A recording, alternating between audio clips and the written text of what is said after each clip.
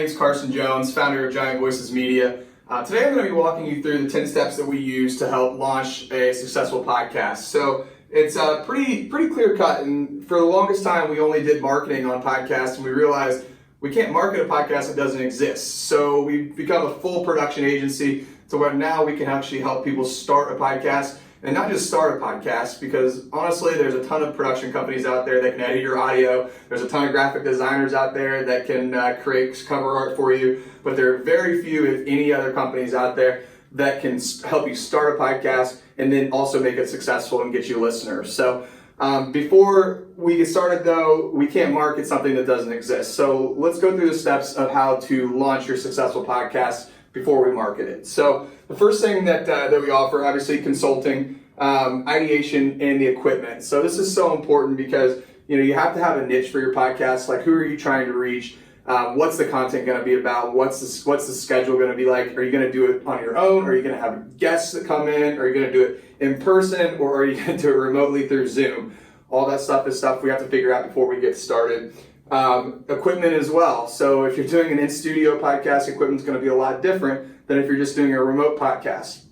Honestly, if you're just getting started in the industry, I say do a remote podcast, because all you need is a microphone, some headphones, and a computer. So you can start it right there on your laptop and grow with it. So if you're just starting, do the first 10 episodes, prove to yourself that you're going to stick with it, and then grow with it and invest in other equipment.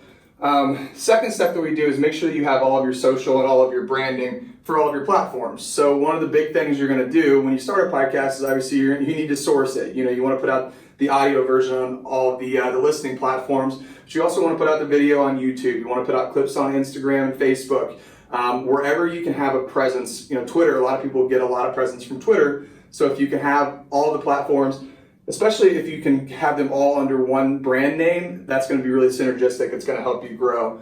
Number 3 is we create cover art for you. Cover art is vital, and a lot of people get it confused. A lot of people want to make it very noisy and messy, and that's not what you want. It's got to be very simple, but stand out. If you think about it, people are going to be finding your podcast on directories on a tiny phone. So it's got to be something that stands out, but it can't be noisy. It can't be calligraphy. It can't be just writing that's hard to read. Something that stands out on your phone, but it's also easy to see. It says who the host is, and it tells people a little bit about what they're gonna get.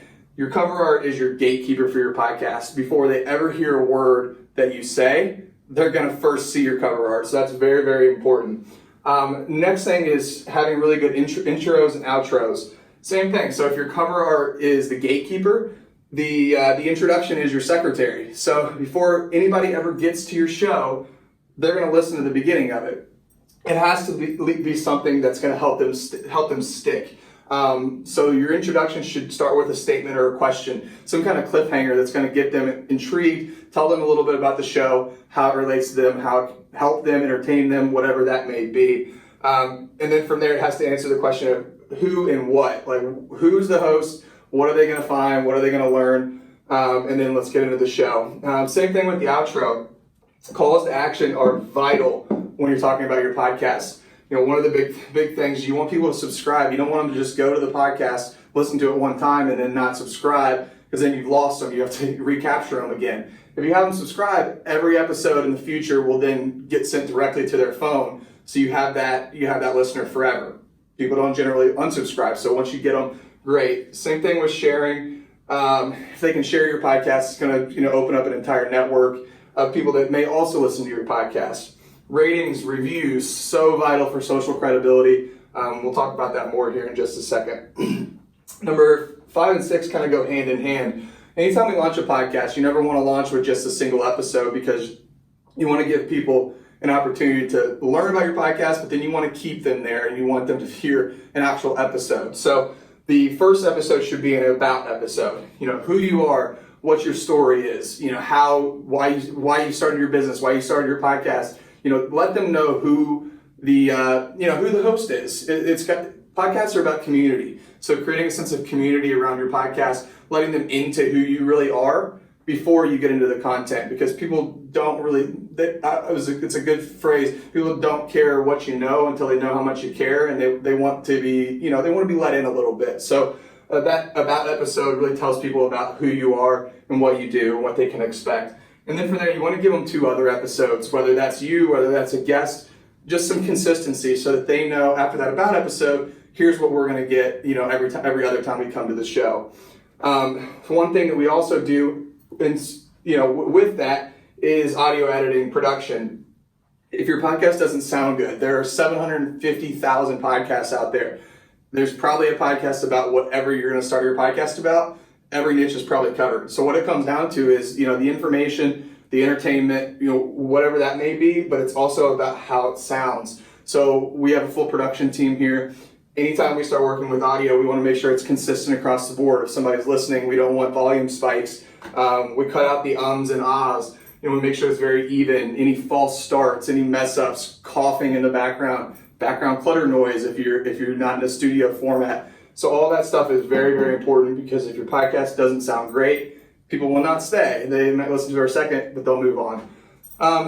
Hosting and distribution. So absolutely vital that you go with a good hosting platform. Honestly, I push everybody that we work with to Libsyn. They're the industry standard. When you go to submit all of your show to all of the directories, Libsyn is it's gonna make it a lot easier. Everybody's gonna work with Libsyn. So we do that. We set up that for everyone. You want to submit your podcast to everywhere possible. So this is actually pretty easy if you have a good hosting platform. All you have to do is go to these other directories and submit your RSS feed, and your podcast will show up there. So it's not like you're having to go manually do everything. You do it one time, and then your podcast will automatically get distributed on all these directories. So some of the ones that we always make sure to submit to, and I would recommend too, obviously Apple Podcasts, most important. Over 70% of podcasts are listened to on Apple, Spotify, SoundCloud, Google Play. Castbox is a personal favorite of mine. You can't submit there, but they'll automatically pick it up once you submit it. Anchor is an isolated platform, so you have to do that one manually as well. Anchor has built a really good community, a really good platform. Your podcast should be there if you want it to be successful. TuneIn, Stitcher, if you can get it approved for iHeartRadio, very important. Spreaker, another platform. So just make sure your podcast is everywhere. Like, give yourself an opportunity to be found anywhere. It's kind of like when you talk to somebody and they'll say, I'm not on Instagram, but I'm on Facebook, or I'm not on this, but I'm not on that. People like to, interact in different places. Just make sure that, when they do look for you, they can find you wherever you are. Number 8, making sure that you're doing the video version of your podcast. A lot of people that'll tell me, Carson, I don't have the video equipment, or I don't want to record. Like, it doesn't have to be a big production. Like, even this video right now, I'm recording on an iPhone. Like, this doesn't need to be highly produced. Using an app like Zoom, that will just record the video version of the audio you're already creating is going to be so vital. So just make sure whatever you're doing, use Zoom, an iPhone, and just put out the video version. It's going to help with YouTube. It's going to help you grow your listener base. Speaking of the value of YouTube, the SEO value, the intrinsic value of putting your content on YouTube will help you grow your listeners 2 times over. Just absolutely, if you take any advice from this video, make sure you're putting content on YouTube, and your podcast will grow. SEO. A lot of people don't understand that podcast directories are search engines. So, and they don't listen to your episodes. So they can't hear what you're talking about in your episodes. So you have to tell them what you talked about. So the importance of making titles searchable is so important. I see so many people make the mistake of starting their title with episode 1 or episode 2. The directories already do that for you. Apple's already going to number them for you. You don't have to do that. And that's very, very valuable. That's very valuable real estate, because people can search for your episodes, and you're never going to rank for episode 1 anyways, because everybody's doing that, and it's not valuable. So start thinking about your titles in terms of what people are going to search for. So one of longest clients and dear friend of mine, his name is Casey Adams.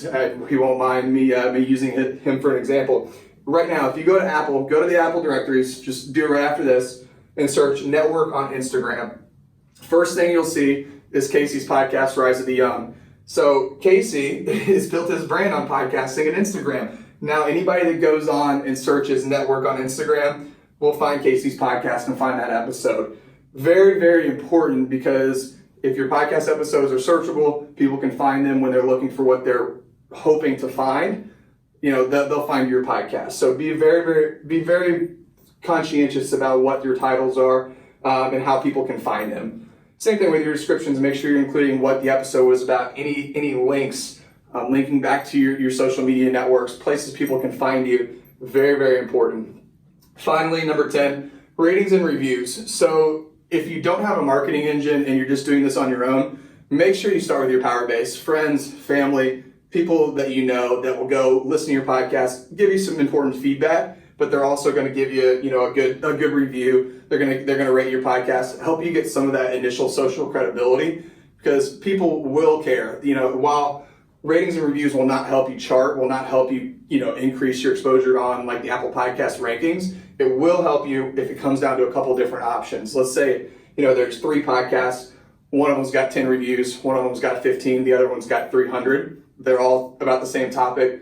You can be pretty sure which podcast they're going to listen to first. So if you start with these 10 things, there's a lot more to it, of course, a lot more in depth, but if you start with these 10 things, you're getting yourself off to a good start with your podcast.